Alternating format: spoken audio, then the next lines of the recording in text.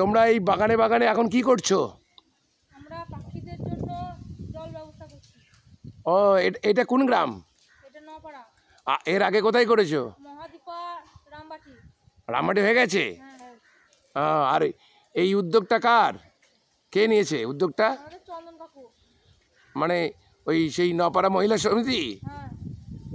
বা এটা জল কিসের জন্য ঝুলিয়ে রাখছো বাগানে বাগানে ভাড়ে ভাড়ে? আমরা পাখিদের জন্য জলটা ঝুলিয়ে রাখছি। বাহ, এই প্রচণ্ড গ্রীষ্মের দাবদাহ, তাই পাখিরা ঠান্ডা জল খাবে, তাই তো? হ্যাঁ।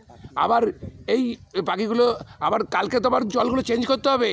চেঞ্জ করে দেবো। আমরা চেঞ্জ করে দেবো। হ্যাঁ, প্রচণ্ড গরম থাকবে। বাহ, খুব সাধু উদ্যোগ। কি নাম তোমার? আমার নাম পুষ্কর বাগদি। তোমার নাম? তোমার নাম? অভিজিৎ বল্লা। অভিজিৎ বল্লা। এই বাগানে কটা লাগানো হয়েছে? এই লাগানে 4টে। চারটে চারটে লাগানো হয়েছে।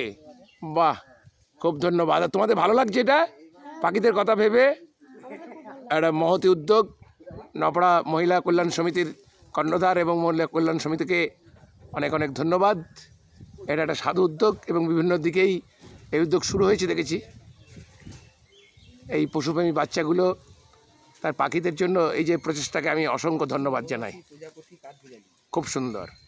এবং কাঠবিড়ালিও খেতে পারবে, তাই তো? মৌমাছি খেতে পারবে। বাহ। আর তোমাদের তো এখন স্কুল ছুটি, সুতরাং কাজটা ভীষণ ভালো লাগছে। বাহ, গুড।